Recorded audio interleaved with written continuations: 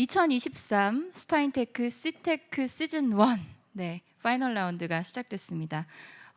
현재까지 총 5개의 회사가 이곳에 이제 선정이 돼서 왔는데요. 그동안 멘토사와 함께 저희가 어떤 회사를 함께 할 것인가 정말 많은 고심을 했고요. 그 끝에 5개 회사가 드디어 이 자리에서 선을 보이게 됐습니다.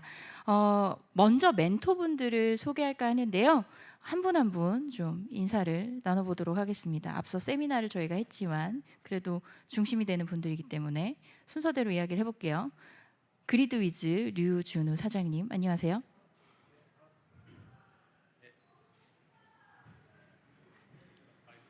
마이크, 네. 반갑습니다. 그리드위즈 유준입니다. 저희는 클린에너지 사업을 하고 있고요. 오늘 저희가 멘토라는 이 단어 자체도 조금 어색한데요. 어쨌든 저희가 같이 일할 수 있는 스타트업을 만날 수 있으면 좋겠다라는 기대로 참석했습니다. 고맙습니다. 감사합니다. 그 옆으로 신성이엔지 김신우 상무님, 네. 네, 안녕하십니까. 신성이엔지 김신호 상무입니다. 사실 아까 저희 대표님이 계셨는데 대표님이 원래 여기 계셔야 되는데 제가 있는데 저희도 그러니까 환경과 관련된 사업을 오래 해왔고 그 다음에 태양광 사업을 하고 있는데 태양광은 아까도 말씀을 드렸지만 늘 신사업이라고 생각을 하고 있고 스타트업의 마인드로 생존해서 버텨나가고 있습니다. 그래서 오늘 발표하시는 분들께 정말 뜻깊은 자리가 되고 의미가 있는 자리가 됐으면 좋겠습니다. 감사합니다. 네, 감사합니다. 그 옆으로 H에너지의 함일한 대표님 나와주셨습니다. 예, 안녕하세요. 저 H에너지 함일한입니다.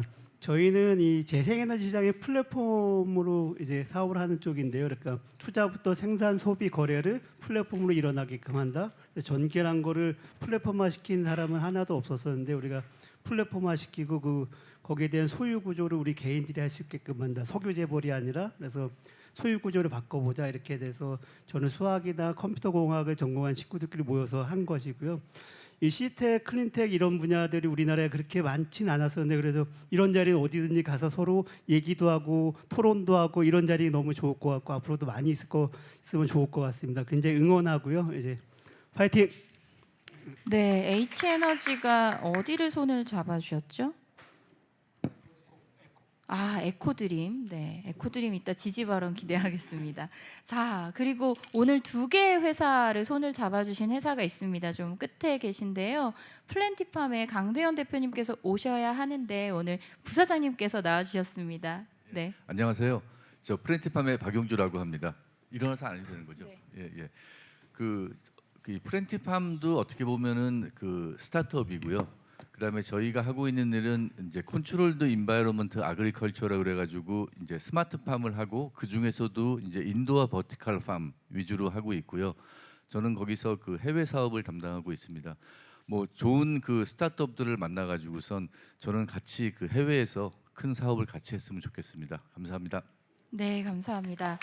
이 멘토분들이 손을 잡은 5개의 회사 어떤 것들일까요? 이분들의 발표를 실제로 듣고 심사를 해주실 심사위원단을 소개하겠습니다. 먼저 D3 주빌리 파트너스의 오승현 책임 심사역님, 안녕하세요. 네, 안녕하세요. 저 D3 주빌리 파트너스 오승현 책임 심사역입니다. 오늘 잘 부탁드립니다. 네, 감사합니다. D3는 또 워낙 임팩트 투자 영역에서 10년 넘은 업력을 가지고 있는 곳입니다. 기대가 큽니다. 네. 열심히 하겠습니다. 네, 다음은 IMM 인베스트먼트의 정수민 팀장님 나와주셨습니다. 안녕하세요. 네, 안녕하세요. IMM 인베스트먼트 정수민이라고 합니다. 저희는 사실 그 전통 벤처 캐피탈로서 에너지 산업에는 사실 많은 포트폴리오가 있거나 하지는 않은데 오히려 전통 산업에서 조금 클린 에너지나 아니면 그 클라이밋 리얼리티 관련해서 대응할 수 있는 회사들을 최근에 많이 탐색을 하고 있어서 열심히 공부를 하고 있는 중입니다. 네, 기존 스타트업들처럼 어떻게 사업화할 수 있을지 그리고 어떤 기술적 혁신이 있는지 열심히 들어보도록 하겠습니다. 감사합니다. 네, 5개 회사 다 픽하셔도 됩니다. 네. 그리고 그 옆으로 저희 심산벤처스의 이승화 대표님, 안녕하세요. 안녕하세요. 심산벤처스의 이승화 파트너이고요. 저희 심산벤처스 같은 경우에는 런던에 베이스를 둔 초기 투자 VC 회사이고 저희가 한국에서 글로벌로 갈 수 있는 이제 기술 스타트업을 찾던 과정에서 유럽과 영국에서 수요가 높은 환경이나 클라이메트 테크 쪽에 관심이 높아 참여를 하게 되었습니다. 잘 부탁드리겠습니다. 네, 감사합니다. 그 옆으로 인라이트 벤처스의 조서현 매니저님 나와주셨습니다. 안녕하세요. 네, 안녕하세요. 저는 인라이트 벤처스 조서영 매니저입니다. 저희도 되게 딱 기후 테크 전문 VC다라고는 말씀 못 드리겠지만 어쨌든 저희는 되게 초기 기업, 지방 소재 기업 위주로 많이 기술 기업 위주로 투자를 하고 있는데 하다 보니 이제 저희 포트폴리오사도 그렇고 저희가 검토하는 기업들도 마침 좀 기후 변화에 대응을 하거나 좀 더 적응을 원활하게 도와줄 수 있는 그런 기술들을 가진 기업들을 보다 보니 좀 자연스럽게 저희도 좀 기후 변화 쪽에 관심을 많이 갖게 된 것 같습니다. 그래서 네, 잘 부탁드립니다. 네, 네, 감사합니다. 감사합니다. 그 옆으로 네, 인비저닝 파트너스의 박인원 수석 심사위원님 나와주셨습니다. 안녕하세요. 네, 안녕하세요. 소개받은 인비저닝 파트너스 박인원입니다. 네, 저희는 소셜 임팩트 투자하는 VC이고 뭐 기후테크가 저희 한 2년 전부터 가장 관심 많이 갖고 있는 영역이어서 네, 오늘 어떤 기업들 나왔을지 굉장히 기대가 됩니다. 네, 반갑습니다. 다 픽해 주셔도 됩니다. 네. 자, 그러면 첫 번째 발표를 들어봐야 될 것 같은데요. 예. 여기는 신성ENG가 손을 잡았습니다. 네, 신성ENG가 멘토를 하는 파란 에너지의 대표님을 모시고 첫 번째 발표를 좀 들어보겠습니다. 각 팀에게 주어진 시간은 총 10분입니다. 조금 더 시간을 쓸 수 있긴 하지만 어쨌든 시간을 지켜주셨으면 좋겠습니다. 큰 박수로 맞이해 주시면 좋겠습니다. 네, 파란 에너지의 저희 김성철 대표님, 예, 큰 박수 부탁드립니다. 발표를 10분 할 수 있어요? 발표 자체를? 네. 5분 아닌가? 예, 안녕하십니까? 파란에너지 김성철입니다. 예, 저희 오늘 저희 회사와 또 저희가 회사에서 하고 있는 비즈니스와 저희 미래에 대해서 짧게 발표드리도록 하겠습니다. 페이지 넥스트. 예.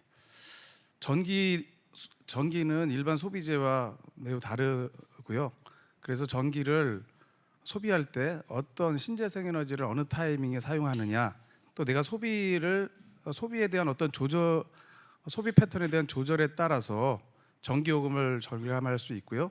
또 이 ESG나 사회적 가치에 기여할 수 있다는 그런 점이 있습니다. 저희는 이 점을 포인트로 봐서 저희 플랫폼에서 많은 전기 소비자들이 타이밍에 맞춰서 신재생 에너지를 쓰든지 소비 패턴을 조절할 수 있도록 그렇게 안내하는 플랫폼을 운영하고 있습니다. 그러기 위해서는 친환경적인 전기 소비의 새로운 방법이라고 전력 거래라고 말씀을 드렸는데요. 소규모 일반 개인이나 점포 상가에서 거래를 할 수 있느냐 이런 생각을 하실 수 있는데 최근에 이제 통합 발전소 버추얼 파워 플랜트 개념으로 저희 중개 사업자를 통해서 전력을 충분히 거래할 수 있고요. 방금 말씀드린 것처럼 적절한 타이밍에 잘 거래하고 신재생 에너지를 거래함으로 요금을 줄일 뿐 아니라 사회적 가치에 기여할 수 있는 것이고요. 그중에 첫 번째는 신재생 에너지 태양광을 자가 소비하는 고객들이 많은데 그분들이 태양광 발전량과 자기 소비 패턴이 언밸런스해서 잉여 전력, 남는 전력들이 많이 생기고 있습니다.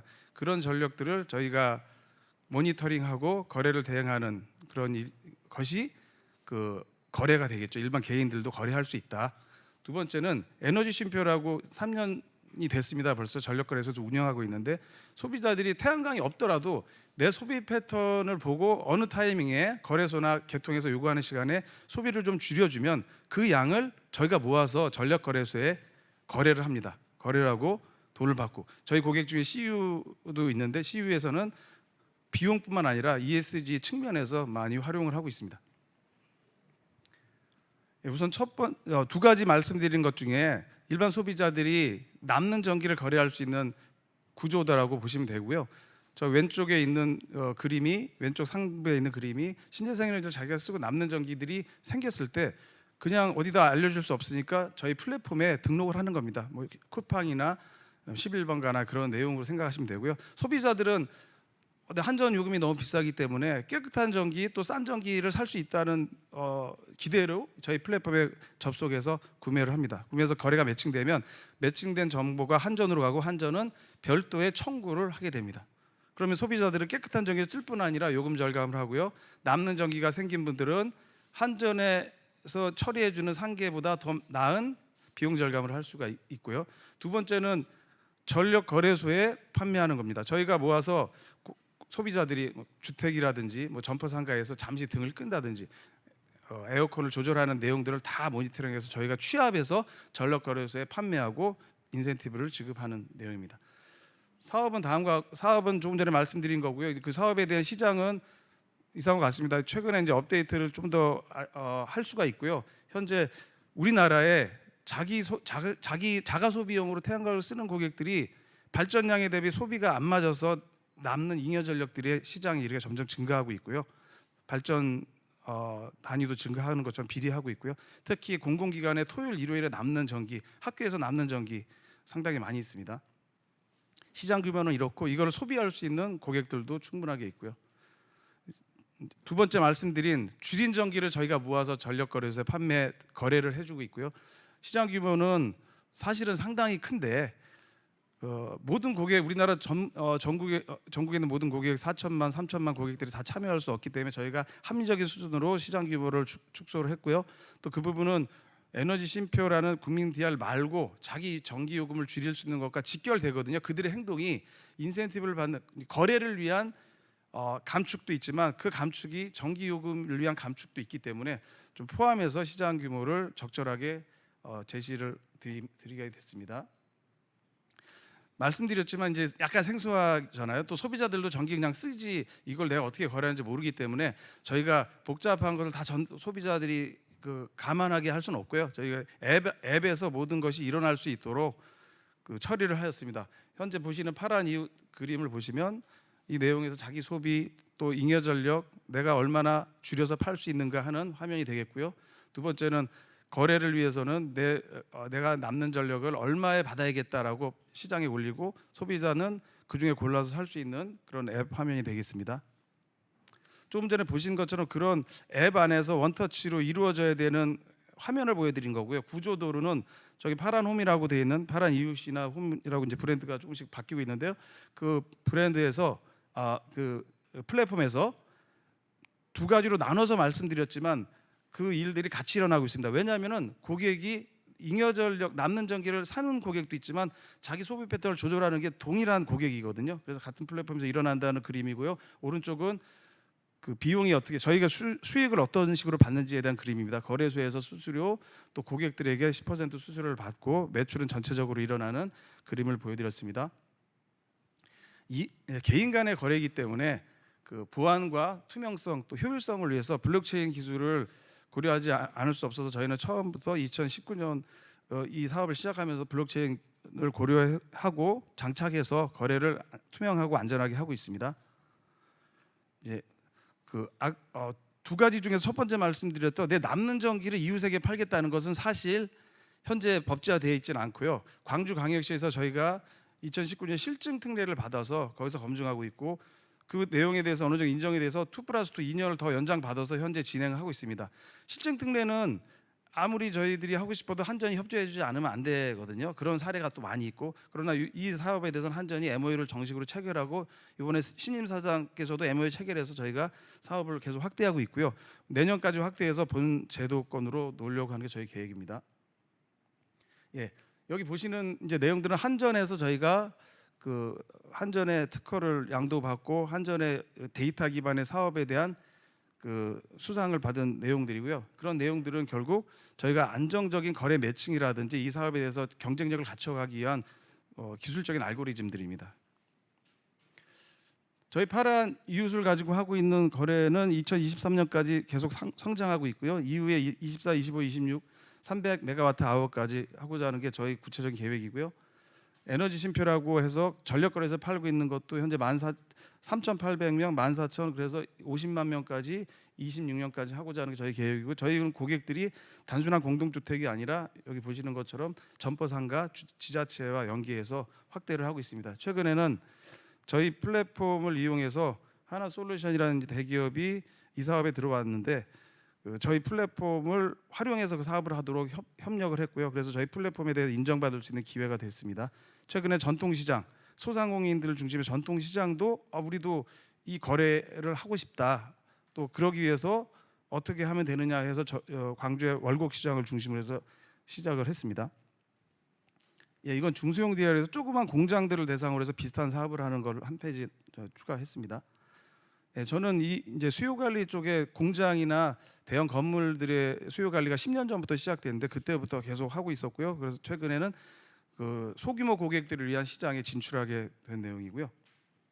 저희 팀은 다음과 같이 구성되어 있고 대부분 이 플랫폼을 위한 개발자 그리고 마케팅을 위한 마케팅 인력으로 구성되어 있고 이제 추가 투자를 통해서 개발진을 더욱더 안정적으로 보강할 계획이고요. 마케팅을 위해서 마케팅이라고 몸으로 뛰는 게 아니라 SNS를 기반으로 해서 다양한 마케팅이 필요하거든요. 그쪽으로 보완하려고 계획하고 있습니다. 21년에 프리A에 10억을 투자 유치를 하고요. 그 이후에 2년 코로나 기간이긴 했지만 2년 3년 동안에 사업을 되게 안정화시켰습니다. 그 안정화시킨다는 건 저희도 고객을 많이 모았지만 제도가 좀 불확실한 것들을 제도 자체가 이제 확실해질 수 있도록 저희의 그 시장의 사례들도 많이 도움이 됐고요. 그런 부분에서 안정화됐고요. 이제 코로나도 뭐 끝난 지 1년 됐고 저희가 올해부터 고객 모집을 많이 하고 또 이 사업에 대한 성과를 내서 23년에 마켓시어 20% 이상을 23, 24년에 하고요. 25년에는 40%. 그래서 저희는 에너지 분야의 전력 거래 그 아마존과 같은 플랫폼 회사인데 아마존은 이제 물건을 놓고 서로 거래하는 거지만 저희는 이 전력을 개인들도 거래할 수 있도록 왜 자기들의 비용 절감 그다음에 ESG 친환경 사회적 가치에 참여할 수 있는 기회를 제공하는 플랫폼 회사가 되는 게 저희의 구체적인 계획입니다. 예, 이상 발표를 마치겠습니다. 네, 혹시 질의응답 순서로 넘어가 보겠습니다. 혹시 질문 있으신 분 계실까요? 네, 다 눈을 마주치지 않네요. 신성이엔지가 네, H에너지에서 질문 주시겠어요? 예, 하미란 대표님. 질문, 궁금한 건 엄청 많고 굉장히 매력적인 모델이기도 한데 이런 그 상가에 적용시킬 때 주택과 달리 상가에 적용시키는 것들도 제약이 많이 있나요? 어느 정도 좀 많이 좀 풀고 계세요? 어떠세요? 예, 상가 조그만 회사 뭐 이렇게. 예. 그 대부분 국민 DR하면 국민이니까 주택 그리고 몇 개의 국민 DR 회사들이 몇 개 있는데요. 그분들은 우선 공동주택이 마케팅하기 좋기 때문에 그 부분부터 시작을 하고 있습니다. 근데 저희는 처음부터 국민 DR을 하고자 하는 것이 아니라 소규모 고객들의 전력을 거래하고 비용을 절감하고자 했기 때문에 상가 점포를 먼저 진출했고요. 지금 프랜차이즈 CEO하고도 크게 하고 있고 또 지자체, 뭐 자동차 검사소 등등 상가 점포, 음식점 쪽을 많이 하고 있는데 확실히 처음에 힘들긴 힘듭니다. 마케팅하는 게. 근데 어느 정도 자리를 잡아가고 있다고 자부하고 있습니다. 예. 그럼 해외에도 관심이 많을 것 같은데 일본이나 이런 프랜차이즈 굉장히 많은 네. 체인들 그쪽은 여력이 없어서 안 가시는 아니요, 거예요? 그 어떻게 보세요? 그러니까? H에너지에서 좀 도와주실 거라고 생각하고 있습니다. 이렇게 멘토가 지금 두 곳이 되는 거군요. 예. 알고 있기로는 그리드 위즈에서도 멘토링을 하신 걸로 알고 있습니다. 네, 저희가 이제 수요 관리 사업을 하기 때문에 사실 김성절 대표님하고는 인연은 되게 오래됐고요. 그다음에 창업하실 때도 저희도 찬성합니다 이러고 이제 깃발을 같이 들었었습니다. 그래서 같이 고민도 하고 있고, 그다음에 저 오늘 또 궁금한 게 하나 있어가지고 질문 드려도 되겠죠? 예. 어제 제가 이제 또 그 산업부 차관님하고 간담회가 있어서 얘기한다 보니까 그 이웃 간 거래에 대해서 되게 관심도 많으시고 좀 확대하고 싶으신 생각이 있으시더라고요. 근데 하나 궁금했던 게 그 실제 참여하셨던 분들의 만족도가 어느 정도였는지 그런 걸 조금 여쭤보고 싶습니다. 예. 우선은 저희는 이제 프로슈머, 컨슈머, 그러니까 자기 남는 전력을 파는 프로슈머들은 한전에 두 가지입니다. 아예 부가가치를 못 받는 분들도 있어요. 금액으로 환산 안 하고 이원만 시켜주니까 그분들에게는 10원이라도 더 받으면은 이익이 되죠. 그래서 저희가 150원 정도 중간 가격을 하고 있거든요. 그분들은 100% 만족이고요. 그리고 그 한전에서 어느 정도 가치를 해주는 곳이 있어요. 100원 정도 S&P 정도. 근데 저희는 거래 금액이 150원, 200원이기 때문에 그냥 만족도는 뭐 저희가 만족하십니까라는 걸 떠나서 그 한전 요금의 비용 절감이 되기 때문에 무조건 만족할 수밖에 없다고 저희는 보고 있고요. 이제 컨슈머라고 하는 소비자들은 한전 전기보다 싸니까 사기 때문에 만족하고요. 그분들이 망이용료를 냅니다. 저희가 뭐 이거 잠시 실증 사업 정도가 아니라 본 사업이기 때문에 망이용료가 소비자에 들어가는데 망이용료를 내고도 충분한 수익이 되고, 또 하나는 광주 지역에서는 내가 깨끗한 전기, 내가 태양광을 위에 지붕에다 올릴 수 있을 만한 면적도 안 되지만 난 저 사람이 깨끗한 전기 남는 걸 내가 사서 썼으니까 나도 태양광 신재생에너지를 쓰는 고객이다라는 자부심, 또 지자체에서 그것을 북돋아주는 그런 행사도 하고 있기 때문에 저는 뭐 다 만족하다고 생각하고, 그런 만족한 사람들이 더 늘어나기를 기대하고 있습니다. 네, 감사합니다. 김성철 파란에너지 대표님이셨습니다. 큰 박수 부탁드립니다. 고생하셨습니다. 네, 두 번째 팀으로 넘어가 보도록 하겠습니다. 이 팀도 정말 마지막까지 어떤 그 멘토분이 손을 잡아주시가 정말 끝까지 두근두근 했었는데요. 두 개 팀을 손을 잡아주신 저희 플랜티팜에서 선뜻 나서 주셔가지고 이 자리에 올 수 있었습니다. 그린필 솔루션의 김지숙 대표님께서 발표를 해주시겠습니다. 큰 박수 부탁드립니다.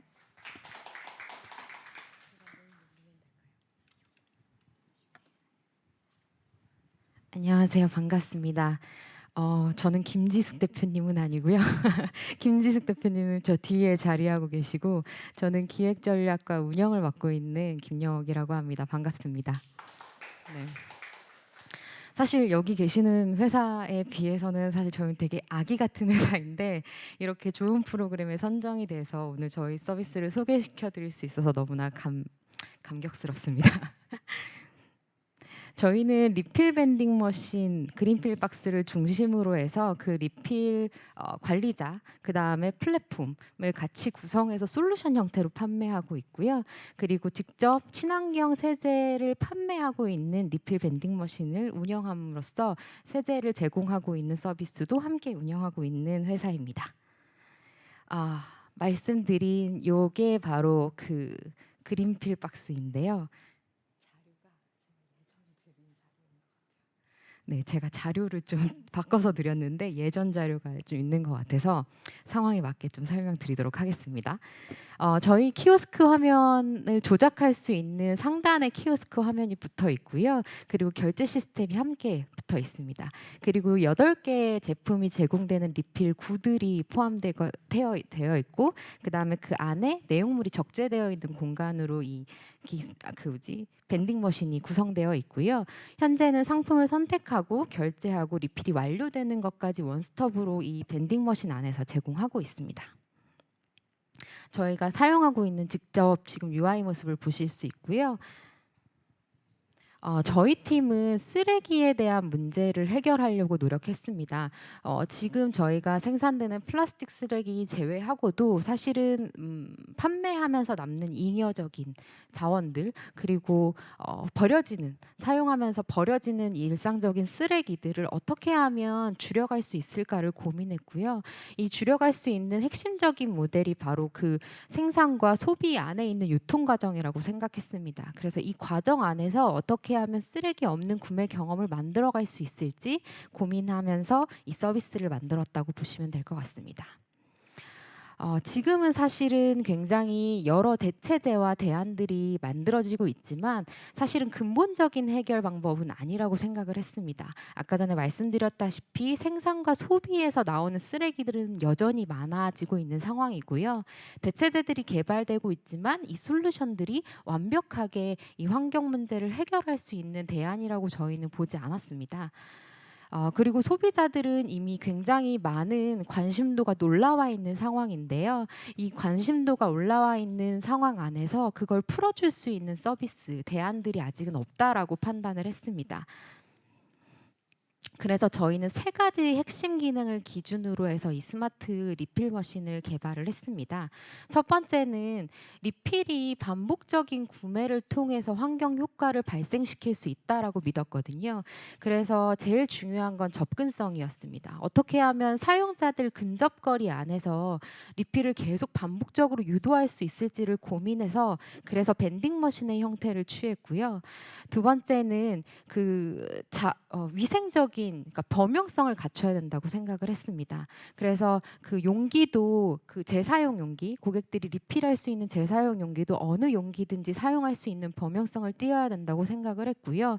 그리고 사용자 스스로 그 내가 얼마나 용량을 토출하고 그걸 얼마나 사용하는지에 대한 용량에 대한 인식도 필요하다라고 생각을 해서 자동화된 형태로 용량을 최적화된 그 본인이 선택한 용량을 토출할 수 있게끔 또 간혹가다 그 수동 리필샵에서 리필을 하시는 분들 경우에는 그 위생적인 부분들을 굉장히 많이 고민하시거든요. 조금 여러 사람들이 많이 쓰는데 더럽지 않나라는 생각들을 많이 하시게 되는데 그런 부분들도 자동 토출로 인해서 효율적이고 위생적인 관리가 가능할 수 있게끔 그렇게 구현을 했습니다.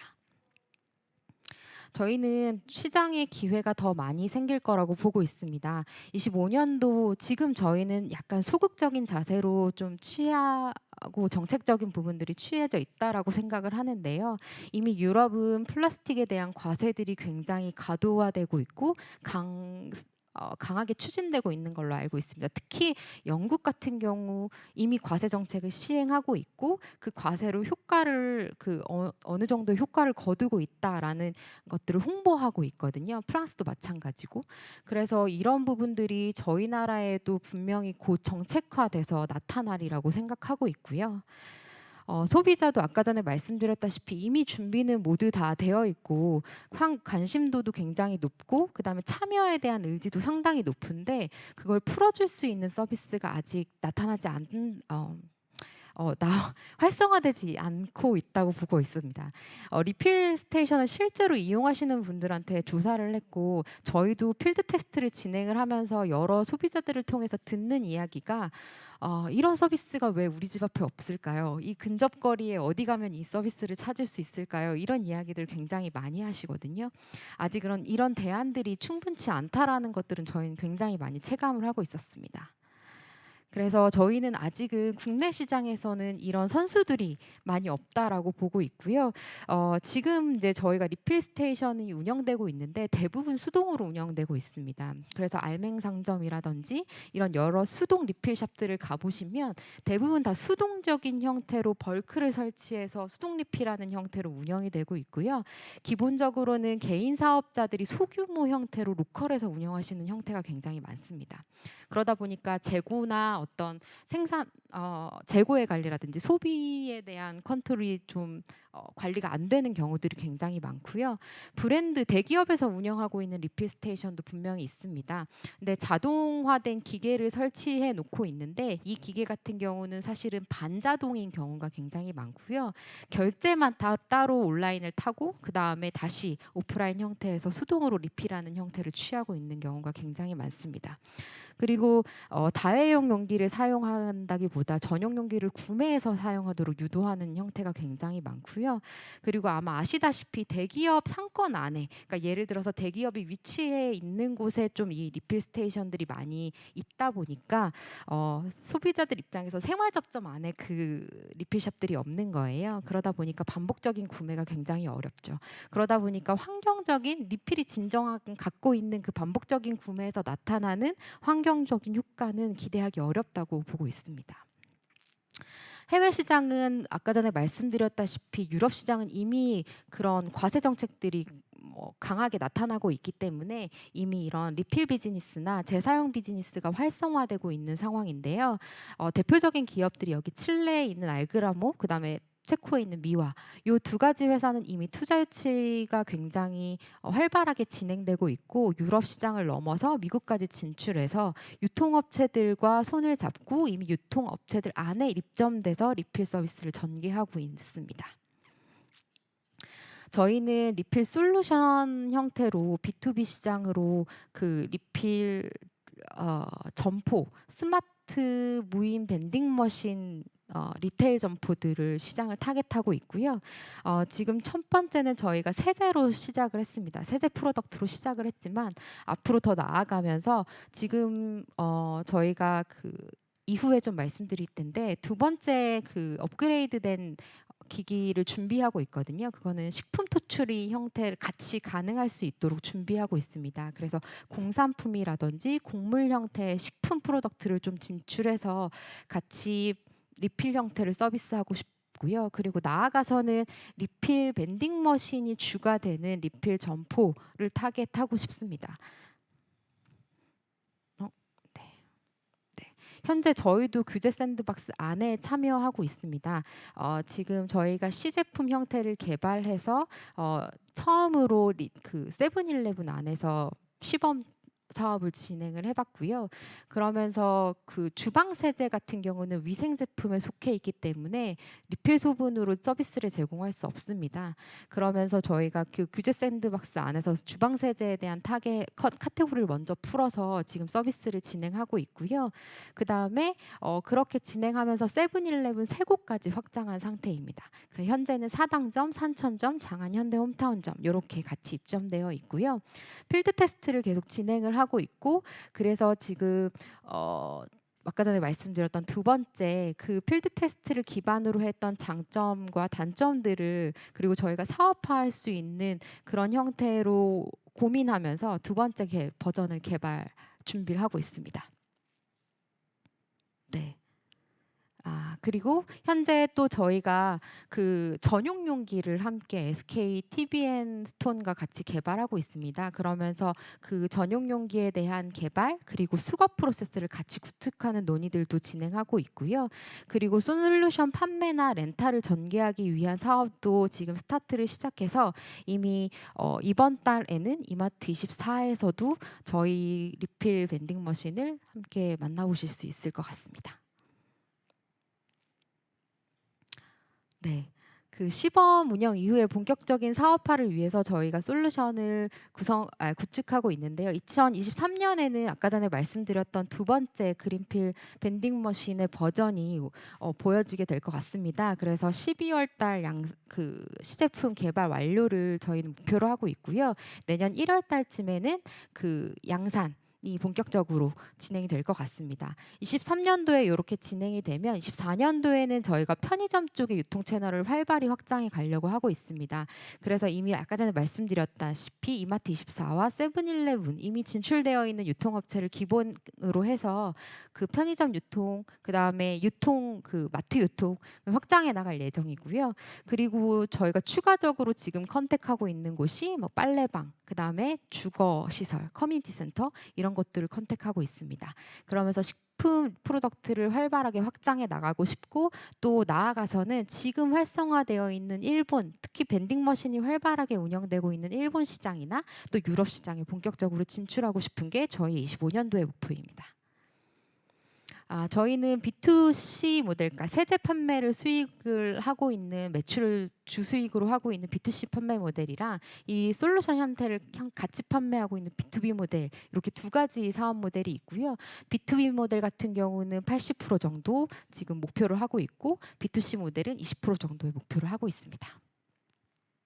저희 200대 설치 목표를 저희 목표로 하고 있는데요. 200대 설치와 생산을 목표로 하고 있습니다. 이 200대라는 규모감은 저희가 추가적인 비즈니스 모델과 저희 한 7, 8만 정도의 사용자를 모을 수 있는 획득할 수 있는 규모감이라고 생각을 하고 있고요. 그리고 저희 자체적으로 조직 운영이 가능한 형태의 규모감을 200대로 목표로 설정하고 있고요. 그래서 저희는 최종적으로 현재는 그 10억 이내 시드부터 출발해서 2025년도까지 35억의 그 200대 생산을 목표로 해서 투자 유치를 지금 진행하고 있는 중입니다. 저희 팀은 각각의 영역에서 노하우를 보유하고 있는 경험치를 갖고 있는 팀원으로 구성되어 있고요. 현재는 지금 외주 네트워크를 사용해서 저희 팀원들을 계속 만나고 있는 상황입니다. 저희가 최종적으로 그리고 있는 그린필 밸류체인입니다. 그린필 박스와 그다음 플랫폼을 이용해서 사용자를 이으면서 사용자에게 리필 주기를 계속 전달하는 형태를 하고 싶고요. 그리고 그린필 컨테이너를 통해서 생산자와 제조자를 잇는 형태. 그래서 이 모든 것들이 좀 합쳐지면서 쓰레기 없는 구매 형태가 나타날 수 있도록 저희가 최선의 노력을 좀 기울일 예정입니다. 너무 꿈 같은 이야기일 수 있지만 저희가 최대한 지금 재활용이나 여러 대체재를 개발하는 산업들이 굉장히 많지만 재사용 비즈니스, 사용자의 습관을 건드릴 수 있는 분명히 비즈니스도 필요하다라고 생각을 하고 있고요. 그러한 목표 아래 좀 꿈 같은 이야기일지 모르겠지만 열심히 달려가고 있습니다. 들어주셔서 감사합니다. 네. 네, 김영옥 CSO님이 발표자로 나오셨네요. 예, 질문 혹시 있으실까요? 심사위원분들 중에서 심삼벤처스 이승화 대표님. 대표님 발표 잘 들었습니다. 그 전반적으로 발표 잘 해주셔서 제가 내용 다 이해한 것 같은데 디테일한 부분 조금 궁금한 게 있어. 아까 전에 밸류체인 장표 한번 볼 수 있네. 밸류체인 장표 보여주실 수 있을까요? 네. 앞장인 것 같습니다. 그 앞장이요? 그냥 네. 질문을 드리도 네. 괜찮을 것 같아요. 궁금한 거는 전반적인 내용은 제 자세히 이해가 되는데 그러면 이제 리테일 편의점에 판매를 하신 리테일에 있는 예를 들어 세븐일레븐이 고객사가 되는 겁니까? 이 기기를 구매를 하는? 네, B2B 모델에서는 세븐일레븐이 고객사입니다. 그리고 그렇게 될 경우에는 질문이 이제 다음 질문을 세븐일레븐이 해당 제품을 구매했을 때 얻는 베네핏이 뭔지가 궁금하고요. 네. 그리고 두 번째로는 그럼 그 안에 있는 세제는 제 대표님 이제 장표로 봤을 때는 직접 제조를 안 하시는 것 같은데 그럼 그 안에 있는 세제는 다른 제조사에서 만든 제품 넣는 거잖아요. 그럼 거기에서 넣는 제조사의 그 세제들은 어떻게 공급이 되는지 궁금하고 제조사 입장에서는 그러면 그냥 일반 판매가 아니라 이제 뭐 대표님 모델을 이용했을 때 베네핏이 뭔지가 궁금하고요. 또 반대로 마지막으로는 다시 이걸 사러 가는 소비자 입장에서 이걸 산다고 했을 때 사서 집으로 갔을 때 제가 이제 그 플라스틱 대체하는 이제 완전 뭐 종이로 된 세제 용품을 사용하는 것 대비 대표님이 사용하시는 순환 사용을 했을 때 얻는 베네핏이 어떤 게인지 그 세 개가 궁금하거든요. 네. 질문 개수가 좀 많아서 제가 하나하나씩 설명을 드리겠습니다. 일단 그 아까 전에 첫 번째로 질문하신 B2B 상품 안에서 그 점주들이 가지고 그러니까 세븐일레븐이 고객사인데요. 다 개별 그 편의점을 운영하시는 점주분들 지금 저희가 10개를 진출하고 있는 점포들은 대부분 직영으로 운영하고 있는 점포들이고요. 그래서 세븐일레븐에서 저희와 그 친환경 그다음에 ES적인 가치를 통해서 먼저 시범적으로 운영하고 싶다라고 해서 먼저 저희가 3곳에서 운영 중이고요. 이마트랑 지금 10대 정도를 계약한 형태는 점주들 분들과 계약하고 있는 형태인데요. 그 점주분들이 이걸 저희가 어떤 월 정액을 통해서 저희가 제공을 하고 운영 대행과 그다음에 수수료를 받고 있고요. 그리고 점주분들은 거기에서 나오는 세제 판매 수익을 그대로 가져가십니다. 네, 그렇게 생각하시면 될 것 같고요. 그리고 거기에 저희가 키오스크를 통해서 광고를 진행하고 있고요. 그래서 그 광고에 대한 광고 수익도 함께 가져가실 수 있습니다. 네, 그리고 두 번째는 지금 사용하고 있는 세제 제품에 대해서 문의하셨는데요. 지금 세제 제품 같은 경우는 저희가 소규모 업체들, 직접 스튜디오에서 세제를 제조하시는 분들의 세제를 사용하고 있어요. 그래서 대부분 친환경, 유기농 세제이고요. 천연 세제, 재료를 정말 화학 재료를 쓰지 않는 그런 형태의 세제 제품들을 사용하고 있는데요. 그분들도 저희의 제품을 소개시켜 주신다는 입장으로 저희와 함께 이렇게 그 그린필 박스 안에서 세제를 서비스하고 계시고요. 실제로 그 브랜드 특히 저희가 지금 소통하고 있는 세제 브랜드가 있거든요. 대기업 브랜드 제품인데 신제품이 나오면 이 그린필 박스를 통해서 한번 테스트를 해보고 싶다라는 의견도 주시고 계십니다. 그래서 그런 부분에서 저희는 충분히 이점이 있다라고 판단하고 있고요. 시간을 많이 쓰고 계셔가지고 죄송합니다. 픽을 하시고 얘기를 더 나누시면 좋을 것 같아요. 예, 이 대표님. 네, 이렇게 해서 픽이 바로 하나 결정이 될 것 같습니다. 감사합니다. 네, 감사합니다. 고생하셨습니다.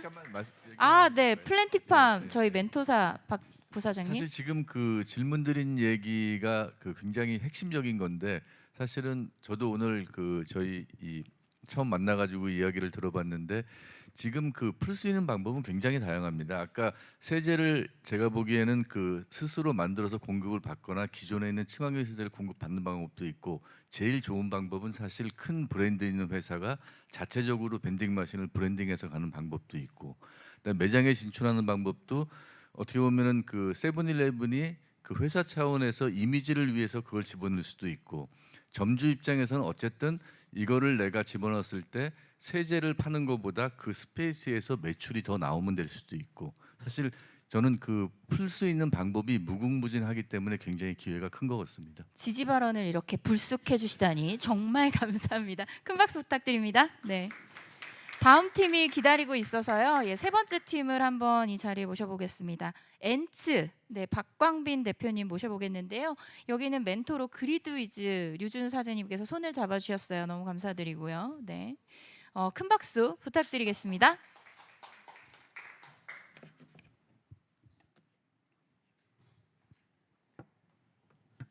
네, 안녕하세요. 엔츠의 박광빈입니다. 저희는 이제 기업용 탄소회계 사스라는 걸 판매하고 있는 회사고요. 네, 이제 저희 소개를 먼저 간단히 드리면은 저희가 가지고 있는 비전은 기업 탄소 중립 관리의 전 과정을 하나의 플랫폼에서 할 수 있도록 하자라는 거고 여기서 이 전 과정이라는 거는 뭐 자동화된 기업의 배출량 산정, 뭐 전문 인력 없이 수행하는 탄소 정보 공개, 기업별로 맞춤화된 탄소 중립 로드맵 수립 이런 것들을 이야기를 하고요. 저희 현재는 이렇게 뭐 다양한 규모와 산업군의 고객사들이 이제 사용을 하고 계시고요. 저희가 이런 뭐 고객사뿐만이 아니라 실제 탄소를 줄여줄 수 있는 파트너사들도 함께 얼라이언스들을 만들어 나가고 있습니다. 네, 뭐 저희 주요 영역인데 뭐 저희는 이제 만들어진 지 2년 6개월 정도 된 회사이고요. 네, 그래서 저희가 이제 배경에 대해서 먼저 간단한 설명인데 이제 기업이 물건을 판매하려면 탄소를 측정하고 줄여야 되는 세상이 됐어요. 여기 계신 분들은 대부분 아시는 이야기일 거라고 생각이 들지만 이제 CBAM이라고 불리는 유럽의 탄소 국경세 제도가 이제 내년부터 당장 진짜로 이제 내야 되는 상황이고요. 뿐만이 아니라 이제 글로벌 기업들이 서플라이 체인 탄소 중립 정책이랑 스코프 3 산정을 시작을 하면서 대부분의 이런 뭐 애플, 마이크로소프트, 나이키, BMW, 벤츠, 현대기아차 이런 애들이 공급망 1차 협력사들한테 다 이제 요구를 하기 시작을 했어요. 저희 고객사들 중에서도 이런 고객사들이 있고요. 그리고 이제 기업이 공시를 하려면 탄소를 측정하고 줄여야 되게 됐는데요. 요 왼쪽 같은 경우에는 그 ISSB에서 만든 IFRS S2라고 하는 이제 글로벌적인 기후 공시의 표준 같은 거예요. 올해 6월에 이제 발표가 됐거든요. 그래서 보시면 조금 특이한 점은 이제 예전에는 뭐 스코프 3를 진짜 우리가 측정하고 공시를 해야 되냐 이런 논란이 되게 많았는데 스코프 3를 해야 되고 앞으로 이게 빠질 일은 없을 것이다 이렇게 명확하게 가이드라인이 나왔고 이거에 근거해 가지고 뭐 유럽이든 북미든 국내든 이제 기후 공시 법안들을 만들고 있는 상황인데요. 미국 같은 경우에는 이렇게 이미 법안이 나와 있는 상태이고 국내의 경우에도 26년도부터는 이제 상장 기업들이 공시를 해야 되는데 이게 뭐 지금 뭐 논란이 많기는 한데요. 올해 말에 이제 확정이 될 예정입니다.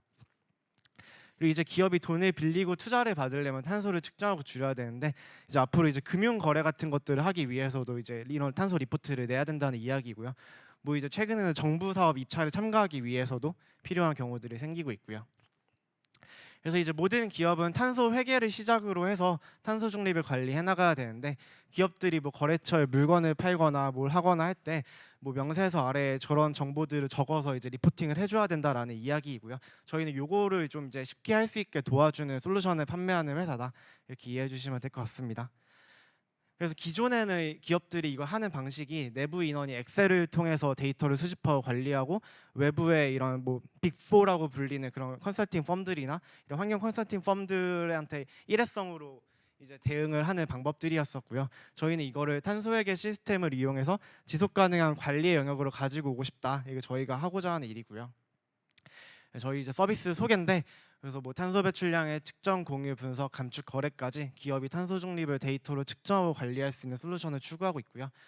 뭐 뭐 이제 기업의 탄소 배출량을 측정하기 위해서 수집해야 되는 데이터가 되게 다양해요. 뭐 기업의 ERP에 있는 데이터도 있고 고지서도 있고 스마트 팩토리 데이터, 뭐 IoT 데이터, 구매 데이터, 저희한테 직접 입력하는 데이터 이런 것들이 있는데 저희가 이런 것들을 수집하는 파이프라인을 기업 내부에 구축을 해드리고 이걸 수집을 한 다음에 관리하고 자동으로 배출량으로 산정을 하고요.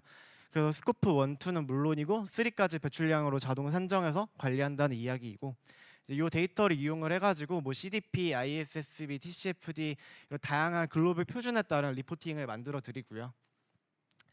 그리고 기업 내에서 이제 뭐 기존에는 하고 있는 곳들도 기업 전체에 대한 통계값들만 나왔었거든요. 그럼 앞으로 이거 어떻게 줄여나가고 어떻게 할지 이제 탄소 기반 의사결정하는 게 불가능한데 저희는 기업 내 뭐 조직별로 사업장별로 배출 원별 배출 시설별로 탄소 배출 현황이 어떻게 되고 이거는 돈이 얼마나 드는데 탄소는 얼마나 배출하고 있는지 이런 탄소 기반의 의사결정을 가능하게 하는 분석 기능을 제공을 해드리고요.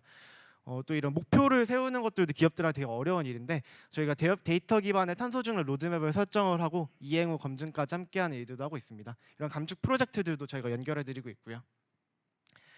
네, 그리고 글로벌 탄소 감축 프로젝트에 쉽게 기여하고 배출권을 획득할 수 있다라고 써 있는데 저희 자발적 탄소 배출권을 구매하실 수 있는 기능들을 제공을 하고 있고요. 이것들을 저희가 앞으로 더 많이 중개할 수 있는 플랫폼으로 이제 성장하려고 하고 있습니다.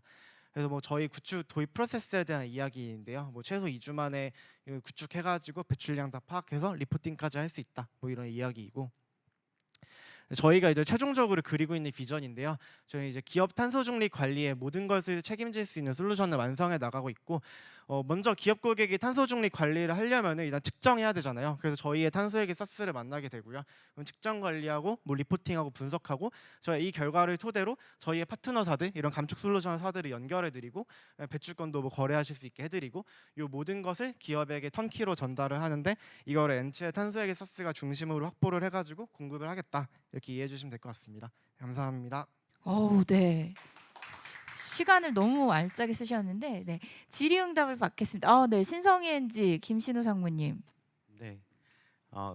발표 너무 잘 들었고요. 저 되게 좋아하는 사업 모델이고 사실 저희도 저런 부분에 있어서 직접 하는 게 항상 어렵다라고 생각하기 때문에 근데 하나 궁금한 거는 여쭤보고 싶은 거는 사실은 기존의 빅4나 이런 데 쪽에 거액의 비용을 들여서 물론 저기 박용진 상무님 계시긴 하지만 그러면서도 하는 것 중에 하나는 어떻게 보면 회사 내부에 그런 부분들을 대신해 주는 것도 있지만 저런 이제 공시나 탄소 배출 감축에 대한 부분들을 신뢰성에 대한 부분들인 것 같거든요.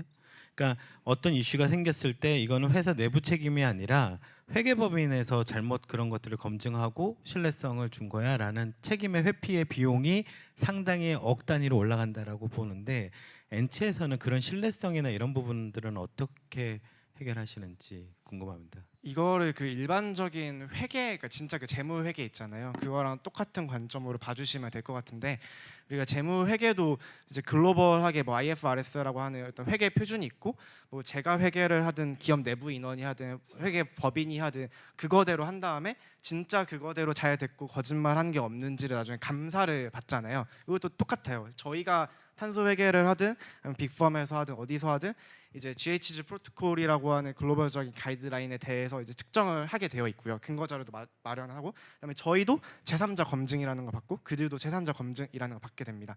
그래서 뭐 저희가 했다고 해서 이게 어떤 당위성이나 이게 올바르게 한 거다라고 부여되는 게 아니고 빅펌이 했다고 해서 부여되는 것도 아니고 이제 검증 성명서로 나오는 거기 때문에 이제 그 부분으로 이제 해결이 된다고 봐주시면 될 것 같습니다. 이렇게 멘토사가 하나 더 붙나요? 하나만 더 드리겠습니다. 이게 탄소 측정하고 뭐 이런 것들 관련해서 업종별로 좀 다를 것 같아요. 그러니까 처음에 모니터링 하는 것도 붙이시고 하는데 일반 제조냐 아니면 제조가 아니라 다른 쪽이냐에 따른데 그런 부분들은 어떻게 대응을 하시는지. 정확히는 이렇게 업종별로 다른 게 크게 두 가지가 다른데요. 일단 수집해야 하는 데이터의 종류가 좀 다른 면들이 있고요. 그러니까 예를 들어서 어디는 뭐 건설 기계를 1시간 운용했다 이런 게 데이터일 수 있고 어디는 뭐 리터가 데이터일 수 있고 그다음에 그 데이터를 수집한 다음에 똑같은 데이터도 업종에 따라서 배출량을 산정하는 방식이 또 조금씩 다를 수가 있어요. 그래서 그런 것들이 다 커버가 되도록 저희가 솔루션을 만들었다 이렇게 이해해 주시면 될 것 같습니다. 지금도 그 커버 범위를 계속 저희가 넓혀 나가고 있는 중이고요. 네. 같이 넓혀 나갈 마음이 있으십니까? 항상 열려 있다. 네. 되게 큰 네, 심사위원단 혹시 질문 있으실까요? 예, IMM 인베스트먼트 정수민 팀장님. 네, 안녕하세요. 그 아까 말씀 주셨던 규제들이 대부분 대기업들부터 이제 공시 의무라든지 아니면 유럽에 납품하는 회사들 중심이 될 것 같은데 지금 타겟하고 있는 고객군들이 1차적으로 어딘지 거길 들어간 데 있어서 갖고 있는 허들은 어떻고 또 어떤 고객사들로부터 그런 피드백을 받는지 궁금합니다. 일단 먼저 말씀드릴 수 있는 건 대기업만이 저희 시스템 이런 규제에 당면해 있지는 않다. 이거 먼저 말씀을 드리고 싶고요. 그래서 크게 저희는 세 가지로 타깃군을 나누고 있는데 첫 번째는 그 상장사들이에요. 그러니까 상장사들은 이제 나라에서 뭐 ESG 공시 의무화다 해가지고 이제 상장을 사업 보고서에 뭐 통합제 형태로 이런 정보 공시해야 되는 게 있거든요. 그래서 그런 상장사들을 타겟으로 하는 게 한 가지가 있고요. 그 다음에 주로 유럽에 수출을 해야 하는 1차 협력사들, 특히 제조업체들은 지금 당장 사실 뭐 ESRS라든지 CSRD라든지 이런 법안에 따라 요구를 받고 있는 것들이 있어요. 뭐 한국에서 상장이 돼 있던 말건 규모가 어쨌건 상관없이. 그래서 그 회사들을 타겟으로 하고 있는 게 한 가지가 있고, 그 다음에 저희가 또 금융사들이 또 당면에 있는 규제들이 있거든요. 그래서 그 부분을 타겟하고 있는 게 있고요. 그래서 크게는 저희가 메인으로 타겟하고 있는 거는 그 상장사들이랑 유럽에 수출하는 회사들이라고 봐주시면 될 것 같습니다. 네. 네. 네, 이게 탄소 회계라고 하셨는데 사실 저희 재무 회계도 결국은 스스로 하게 되잖아요. 근데 이제 시간이 흐르면 탄소 회계도 이제 당연한 분야가 돼서 기업들이 특히 대기업 같은 경우는 자체 그냥 시스템을 만들고 할 수도 있는데 이 부분에서 이제 다음 더 창출할 수 있는 가치가 무엇이라고 생각하시는지. 일단 말씀하신 것처럼 이제 저기는 결과적으로 툴을 만드는 거잖아요. 그래서 지금도 내부적으로 툴을 만들고 있는 대기업들이 몇 군데 있기는 해요. 그리고 그 내부적으로 만든다는 게 사실 뭐 SAP 같은 데랑 합해서 만드는 거기도 하기는 하고, 어찌됐든 그렇게 되고 있는데 일단 첫 번째 두 가지 관점에서 말씀을 드릴 수 있을 것 같은데요. 첫 번째로는 이 미래가 되더라도 제가 보기로는 대부분의 기업들이 외부 펌을 이용을 하거나 아니면 저희 같은 솔루션을 이용해서 하게 될 것 같아요. 왜냐하면 내부의 기업이 그 단순히 그 회계 전문 인력이 아니라 탄소 회계 전문 인력을 계속 가지고 있어야 되는데 그게 어려운 일이고, 그다음에 그 사람이 있다고만 해서 되는 것도 아니고 어쨌든 그 수많은 데이터를 관리해 나가야 될 시스템이 필요하거든요. 그래서 그거는 앞으로도 외부 걸 쓰게 될 것 같고, 그다음에 저희가 미래에 어떤 비전을 가지고 있느냐에 대한 거는 저희는 단순히 탄소를 측정 관리하는 솔루션으로서 머물려는 게 아니라 이 기업들이 진짜 탄소를 측정하고 줄일 수까지 있는 솔루션이 되는 것을 추구하고 있거든요. 그래서 지금도 이런 사스만 만들고 있는 게 아니라 실제 이런 탄소를 줄여줄 수 있는 감축 솔루션 파트너사들의 얼라이언스들을 만들어 나가고 있어요. 그래서 저희 거를 썼었을 때 측정하고 리포팅하는 건 당연하고, 이제 앞으로 그럼 이제 기업들이 줄여 나가야 되는데 우리가 어떤 감축 솔루션들을 도입할 수 있고, 이 감축 솔루션은 돈은 얼마나 드는데 배출량은 얼마나 줄어들고, 이제 이런 것들을 시뮬레이션하고 도입하고 또 저희 플랫폼 안에서 그 감축 솔루션이 얼마나 탄소를 줄였는지를 관리해 줄 수 있고, 이런 것들을 좀 추구하고 있는 게 저희가 미래에 바라보고 있는 거라고 말씀드릴 수 있을 것 같아요. 네. 다들 고개를 끄덕끄덕 하셔가지고 픽을 다 주실 것 같은 느낌이네요. 네. 시간이 돼서 여기에서 마무리하겠습니다. 지금까지 엔츠의 박광빈 대표님이셨습니다. 감사합니다. 자, 다음 네 번째 팀을 만나보도록 하겠습니다. 에코드림 김덕규 대표님을 모실까 하는데요. 여기는 H에너지 하미란 대표님께서 손을 잡아주셔서 이 자리에 나올 수 있었습니다. 큰 박수 부탁드립니다.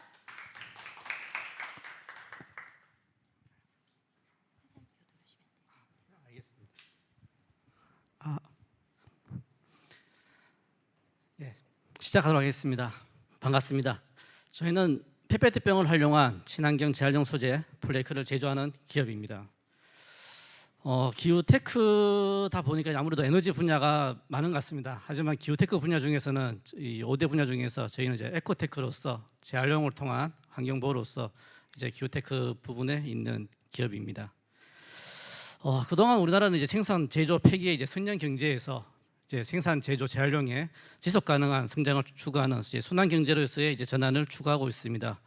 그러기 위해서 2022년에 투명 페트병은 별도 분리 배출 제도가 시행이 되었고요. 지금 뭐 아파트를 비롯하여 단독 주택에서도 이제 별도 분리 배출을 해야 되는 현실에 와 있습니다. 국내 페페트병은 연간 한 32만 톤 정도가 이제 발생이 되고요. 그 중에서 이제 이 플라스틱 재활용업 자체가 이제 중소기업 업종으로 지정이 되었습니다. 그래서 이제 대기업 진출은 이제 불가한 상황이고요. 페트병을 재활용한 의류라든지 신발 많이 들어보셨을 것입니다. 그런 재활용이 늘다 보니 2021년 대비 페트병에 대한 재활용 페페트병에 대한 가격은 2배 이상 상승이 하였고요. 국내에는 현재 지금 페페트병은 연간 약 25만 톤으로서 약 1조 원 정도 수입이 되고 있습니다. 전 세계적으로 이제 플라스틱 재활용은 이제 선택이 아닌 필수라고 생각하고 있습니다. 국내 대표적인 기업인 삼성전자에서도 갤럭시 S23에 페트병 재생 원료를 사용하였고요.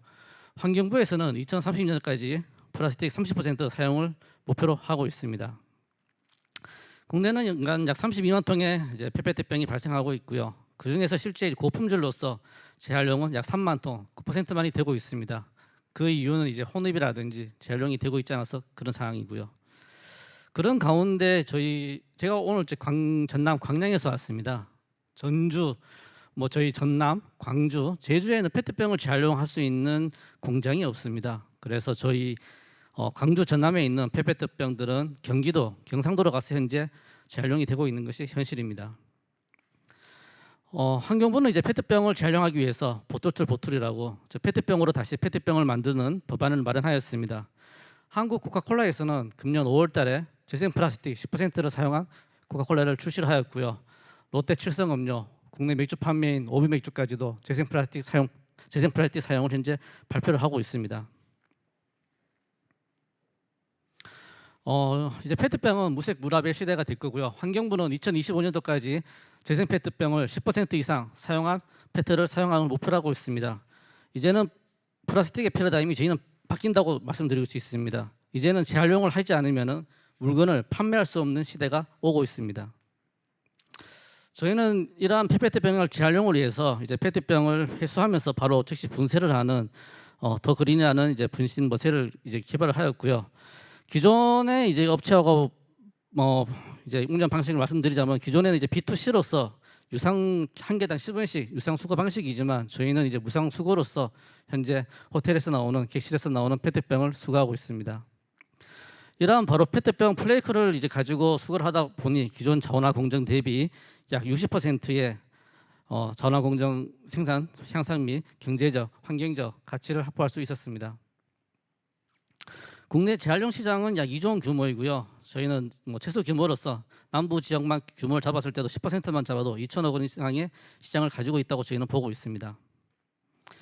저희는 이제 호텔에서 나오는 페페트병을 말씀드린 것처럼 수거하고 있고요. 현재 전 남해안 지역에는 1,003개 정도의 호텔이 있습니다. 그 중에서 30% 규모인 300개 수거 호텔을 목표로 하고 있고요. 호텔에서는 연간 약 10톤 정도의 페트병이 발생이 되고 있어가지고 자체 수거 3,000톤을 목적으로 하고 있습니다. 저희는 이제 1차로 남해안 지역 호텔을 이제 주거 거점으로 체결을 하고서 전국 지역으로서의 호텔을 거점으로서 확대를 예정을 하고 있습니다. 저희는 호텔에서 시작을 하여서 기업, 지자체로 페페트병 수거 영역을 확대하고 있습니다. 현재 수자원공사, 포스코 그룹사, 조선내양 등과의 기업 협약을 통하여서 페트병을 현재 수거를 하고 있습니다.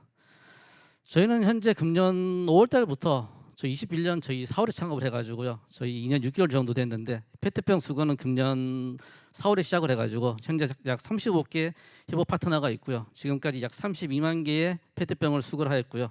탄소 저감량으로서는 약 35만 6천 킬로 정도의 탄소 감축을 이루어냈습니다.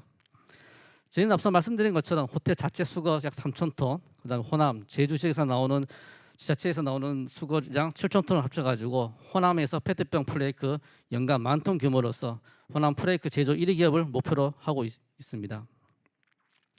저희는 올해 이제 광주 나주권에 이제 수거센터를 현재 구축을 현재 목표로 하고 있고요. 지리적인 우위를 가지고서 경제적인 논리로서 당연하게 물류비 절감 효과를 가지고 저희는 이제 광양만에 공장 구축을 현재 계획하고 있습니다.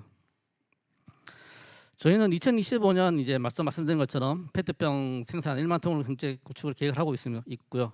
매출은 연간 150억, 영업이익 40억을 목표로 하고 있습니다. 이쪽 경기도에 있는 우리나라 국내 최대 재생 플레이크 생산 업체 같은 경우는 2018년 이후에 매년 약 15% 이상의 이익률을 계속 확보하고 있는 것이 저희 제조업의 강점이자 가장 높은 제조업 수익 같습니다. 저희는 올해 이제 신용보증기금에서 리틀 펭귄 선정이 되어서 5억 원의 보증을 받았고요. 그다음에 조기 창업 패키지 선정 중에 있습니다. 저희는 2026년까지 누적 투자 210억 원을 목표로 기업 가치 1,000억으로서 2027년에 IPO를 현재 계획하고 있습니다. 현재 저희는 이제 시드 투자를 현재 받으려고 나왔고요. 저희는 지금 목표 금액은 5억입니다. 저희는 뭐 경쟁사 대비 훨씬 뭐 우월한 지리적인 위치를 가지고 있다고 생각을 하고 있고요. 시리즈 A 단계에서는 데모 프렌트 운영을 통해 가지고 매출 발생 방안도 긍정적으로 검토를 하고 있습니다. 그리고 이제 페트병이 수거가 되면 이제 당연히 페트병 뚜껑이 같이 수거가 되고요. 이 페트병 뚜껑 같은 경우는 이제 PE 재질로서 페트병 무게 약 10% 정도 차지하고 있습니다. 저희는 기존에는 이제 비중 분리 방식이라고 해가지고 이제 습식으로 물에서 이제 건져내는 방식이었는데요. 저희는 이제 초분간 카메라를 이용해 가지고서는 건식 선별을 통하여서 세척수, 이제 오염수 감소를 통하여서 환경적인 가치도 자칫 창출을 하려고 하고 있습니다. 예, 저희는 이제 국내 기후테크 기업으로서 이제 탄소 배출 국내 최초 페트병을 재활용한 탄소 배출권 등록을 현재 진행 중에 있고요. 금년 12월달에 등록 완료를 목표로 하고 있습니다. 예, 효율적인 페트병 자원순환 생태계 조성과 지속 가능 성장을 추구하는 에코드림의 발표를 마치겠습니다. 감사합니다. 네, 감사합니다. 질의응답 시간을 가져보겠습니다. 질문 있으신 분? 네, 하미란 대표님.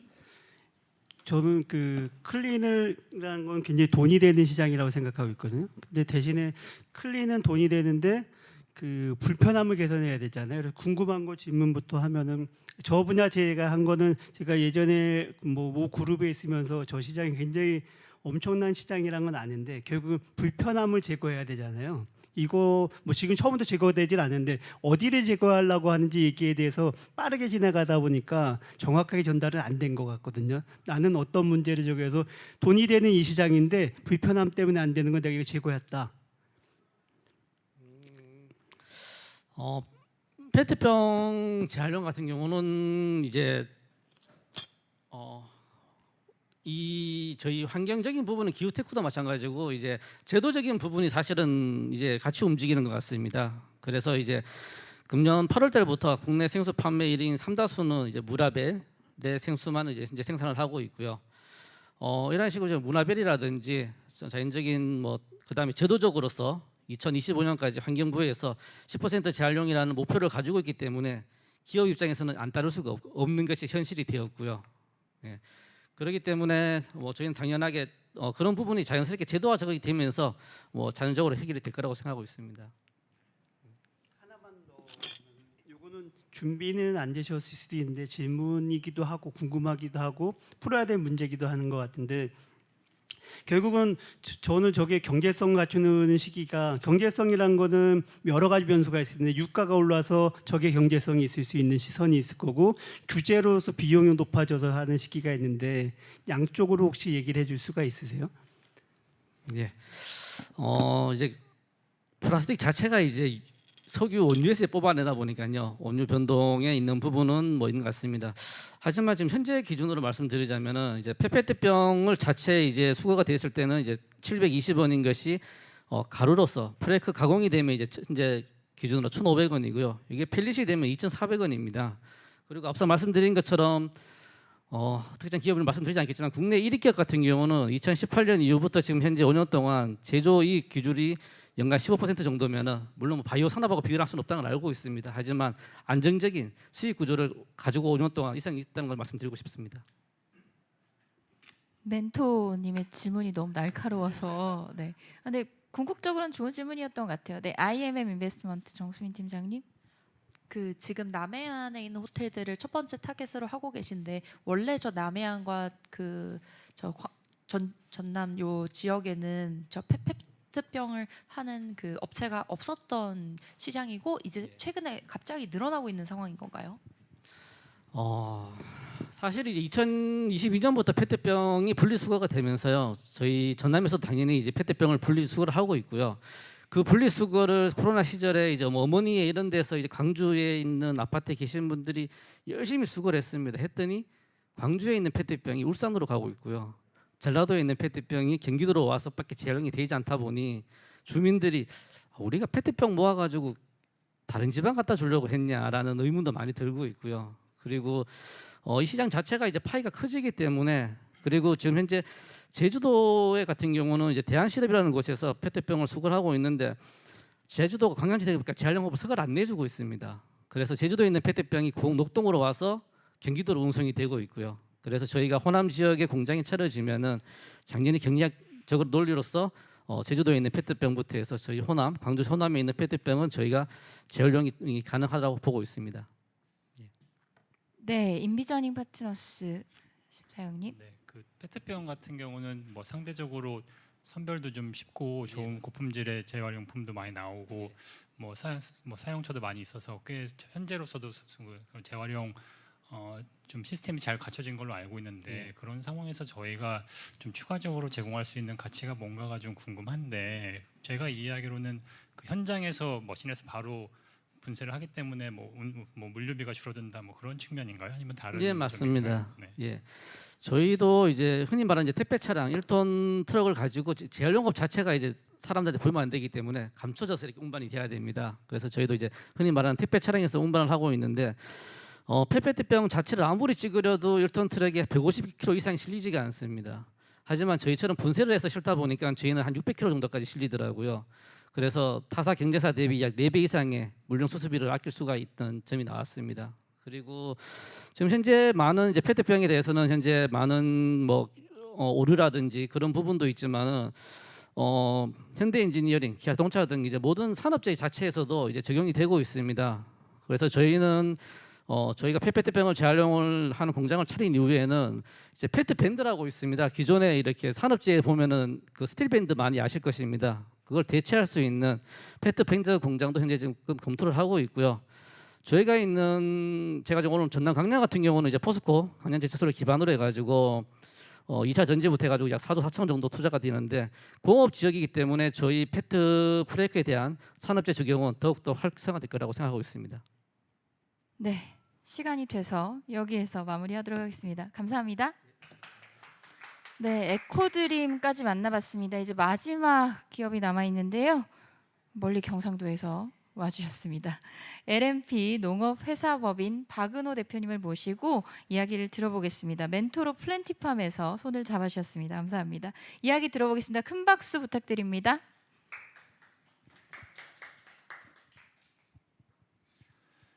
안녕하십니까. 오늘 발표를 위해서 경북 경산에서 올라왔습니다. 저희는 에너지 절감형 식물 공장 시스템 개발 및 딸기 재배 식물 공장 운영 사업을 추진하고 있습니다.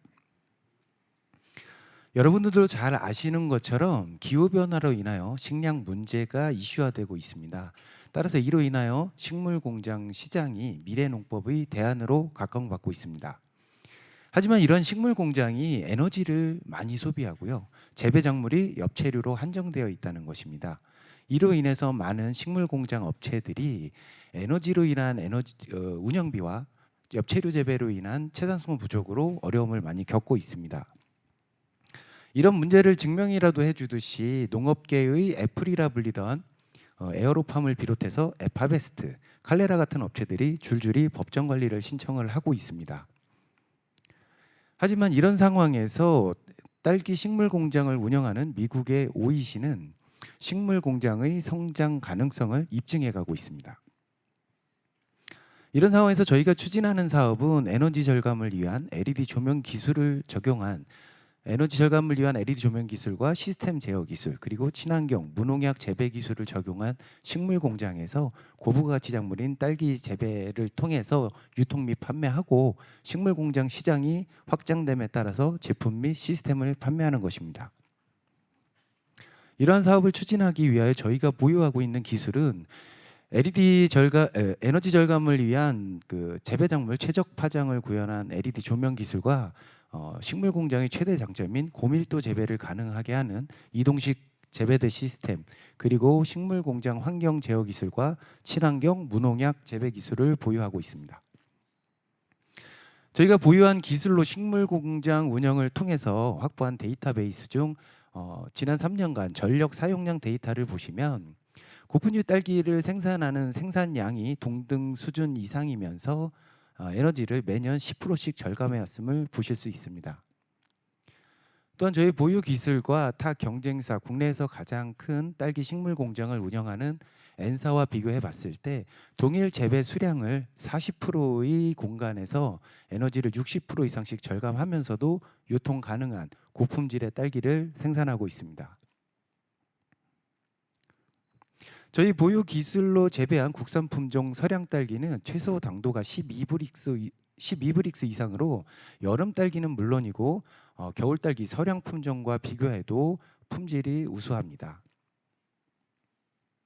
특히 저희가 재배하는 국산 품종 서량 딸기는 저희가 개발한 딸기 재배 최적 파장을 구현한 LED 조명을 사용함으로써 일반 식물 재배 LED 조명을 사용했을 때보다 2주 조기 수확이 가능하고 연중 생산 시 약 60% 이상 생산량이 증대됩니다. 저희가 재배한 딸기는 품질 우수성을 인정받아서 2021년부터 현대백화점에 꾸준히 납품을 진행하고 있습니다. 여러분 추석에 딸기를 드셔보신 적이 있으신가요? 저희가 재배한 딸기는 품질 우수성을 인정받아서 올해 추석에 현대백화점에서 추석 선물 세트로 제작을 했고 보이시는 사진이 추석 선물 세트인데요. 이게 20만 원짜리입니다. 네, 이게 3일 만에 품절이 된 상황이었고요. 이렇게 인기가 많이 있습니다. 예, 저희가 이렇게 재배하는 고품질 딸기 국내 시장은 약 2조 원 정도 시장이고 여름 딸기 시장은 약 500억 원 정도로 추정이 되고 있습니다. 그리고 수출보다도 많은 양을 수입에 의존하고 있으며 이 딸기 작물은 우리가 먹는 주식인 쌀, 육류를 제외하면 농가 생산량 1위를 차지하는 작물이기도 합니다. 저희는 이러한 국내 딸기 시장에서 초기 10억 원 여름 신선 딸기 시장을 시작으로 해서 재배 규모 확장을 통해서 2030년 국내 식물 공장 딸기 500억 시장 창출을 목표로 하고 있습니다. 그렇다면 500억 시장 창출이 가능한 것이냐? 저희가 소비자 1000명을 대상으로 온라인 설문조사를 실시한 결과와 딸기 소비 트렌드를 바탕으로 산출을 해보면 여름 신선 딸기 구매 희망자 중 61.3%를 대상으로 판매하게 되면 연 800억 이상의 매출을 예상할 수 있습니다. 저희는 사업 초기 딸기 희소성을 강조해서 백화점 납품을 통하여 수익성을 극대화하고 재배 규모 확장을 통한 후에는 CJ의 콜드체인 시스템을 이용해서 B2C 시장까지 진출할 예정입니다. 저희는 앞서 설명드린 재배 규모 확장을 통한 식물 공장 운영뿐만 아니라 보시는 사진과 같이 태양광 유도 조명과 같은 에너지 절감 기술을 꾸준히 개발하고 제품을 개발해서 보급할 예정에 있습니다. 그리고 앞서 설명드린 자체 확장 외에도 저희 재배 기술 이전을 통해서 파트너사와의 확장을 통해서 우리나라의 여름 신선 딸기 시장을 선점을 하고 베리어 브랜드로 해외 시장 진출을 통해서 국산 품종의 우수성을 알리려고 하고 있습니다. 앞서 설명드린 파트너사 진출 현황을 보시면 우리나라 국내에는 현재 제주에 12월부터 건축 예정이 되어 있고요. 해외에는 베트남의 베리어 브랜드로 베리어 브랜드 사용 조건으로 현재 9월에 계약을 완료해서 현재 건축을 진행하고 있습니다. 저희는 이런 사업을 추진하기 위해서 약 50억 정도의 자금을 필요로 하고 있고 그중에 이제 시설 확장을 위해서 30억 정도를 예정하고 있습니다. 식물 공장을 시설을 투자하는데 가장 큰 것이 이제 건축비가 들어가고 있습니다. 그래서 파트너사들을 위해서 저희가 경북 농업기술원과 영천시 농업기술센터와 협력을 해서 국내에 이제 폐교가 많이 존재하지 않습니까? 그래서 폐교를 활용해서 청년 창업농을 육성하는 그런 형태로 진행을 예정하고 있습니다. 그리고 로봇 자동화 얘기를 많이 하시는데 저희는 무엇보다도 딸기는 자동화가 좀 어렵습니다. 그래서 저희는 에너지 절감 쪽에 좀 집중을 하고 저희가 이 밑에 보시는 이 부분이 저희가 식물 공장을 운영하다 보니까 버려지는 에너지가 많이 있더라는 것이죠. 그래서 버려지는 에너지를 다시 재활용할 수 있는 그런 에너지 절감 시설을 좀 개발을 하고 해외 진출을 하는 운영 자금으로 좀 사용하고자 합니다. 저희는 올해 12억 매출을 시작으로 2025년엔 60억 그리고 2030년에 제품 및 시스템 매출과 딸기 매출을 포함해서 700억 정도의 매출을 예상하고 있습니다. 저희는 19년 9월에 설립이 되었고요. 그동안 식물 공장 관련 등록 특허 5건 및 1건의 상표를 등록하였고 작년 11월 프리A 라운드를 통해서 20억 투자를 유치하였습니다. 그리고 올해에는 팁스에 선정돼서 에너지 절감형 식물 공장 플랫폼 제품을 개발하고 있습니다. 저희는 저를 포함해서 총 6명의 전문가들로 구성이 되어 있고요. 그다음에 외부 기술 자문과 협력기관들과 함께 진행을 하고 있습니다. 여러분 앞에서 말씀드렸지만 미국에서는 그 딸기 식물 공장을 운영하는 OEC가 있습니다. 이 OEC와 저희는 같은 해에 딸기 그 생산에 성공을 비슷한 시기에 했는데요. 보시는 그 사진처럼 1조 3천억 달러 시장을 뒤엎을 딸기계의 테슬라 OEC가 미국에는 있습니다. 우리나라에는 국산 품종 서량 딸기를 재배하는 LMP가 있습니다. 저희 계획상 보면 2년 이내에 싱가포르에서 OEC와 부딪힐 것으로 예상을 하고 있습니다. 저희는 우리나라를 시작으로 해서 해외 시장 진출까지 저희 LMP가 실현해 보도록 하겠습니다. 이것으로 발표를 마치도록 하겠습니다. 아, 네, 감사합니다. 우리나라 사람들이 딸기를 그렇게 많이 먹나요? 아, 네. 20만 원 패키지 너무 탐나는데 없네요, 오늘. 네, 안타깝지만 질문 있으실까요? 네, 인라이트 벤처스 조서영 매니저님. 네, 발표 잘 들었고요. 한 가지 질문 드리고 싶었던 게 이제 딸기 같은 경우는 모종도 영향이 굉장히 크다고 하는데 혹시 LMP에서는 모종이라든지 이런 걸 좀 그런 토양 이런 거에도 좀 자체적으로 개발하고 계시는지 아니면 혹시 뭐 외부 협력 업체에서 받아오시는지가 궁금합니다. 예, 질문 감사합니다. 저희가 그동안 3년 딸기 식물 공장을 운영하면서 가장 힘들었던 게 바로 그 모종 부분입니다. 모종 때문에 실패도 많이 했고 수확량도 많이 좀 편차가 있고 하는데요. 그 문제를 해결하기 위해서 올해 저희가 자체 그 모종 자체를 자체적으로 육묘를 해서 올해 테스트를 완료했고요. 내년부터는 자체 모종을 통해서 진행을 할 예정이고 그러면 수확량도 안정이 되게 진행이 될 것으로 예정하고 있습니다. 네, 다른 질문 있으실까요? 싱가포르랑 부딪히게 된다고 하니까 뭔가 기대가 되네요. 네, 열심히 해보겠습니다. 네, 그럼 이걸로 마지막 팀까지 발표를 들어봤습니다. 큰 박수 부탁드립니다. 감사합니다. 네, 이제 심사위원의 마음속에 어떤 팀을 픽을 해야 할까 고민이 아마 많으실 것 같은데요. 그 고민을 이어가는 동안에 전체적으로 어떻게 보셨는지 저희 공동 주최사인 법무법인 디라이트의 대표 변호사이자 ESG 지속가능센터 앉아서 하셔도 될 것 같아요. 예, 지속가능센터장을 맡고 계신 저희 조원희 변호사님, 우리 그 탑5 팀들 법률 멘토 해주실 거잖아요. 예. 네, 오늘 어떻게 보셨어요? 예, 저희가 지금 그 더 컴퍼니즈하고 여러 분야에서 이제 이스타인테크를 공동으로 해오고 있는데요. 오늘 이제 나오신 분들 면면을 보니까 그 전보다 훨씬 준비되신 분들이 많은 것 같아요. 준비된 기업들이 많고 사실 그 전에는 이제 어떤 현실적으로 투자가 필요하다든지 이런 게 많았는데 오히려 이제 그런 부분보다는 같이 이제 할 수 있는 그런 협업 포인트들을 많이 찾는 것 같아서 하여튼 저희가 이제 이번 기후테크, 시테크를 통해서 더 좋은 기업들이 잘 발굴되고 또 그 기업들이 또 많이 좀 알려지고 또 이제 사업을 영위하는 데 있어서 좋은 또 임팩트가 될 수 있으면 좋겠다는 생각이 듭니다. 감사합니다. 예. 네, 감사합니다. 자, 어느 순서로 할까요? 네, 픽 기업을 발표를 해보도록 하겠습니다. 뭔가 그 두근두근하는 음악 없이 바로 진행해 보도록 하겠습니다.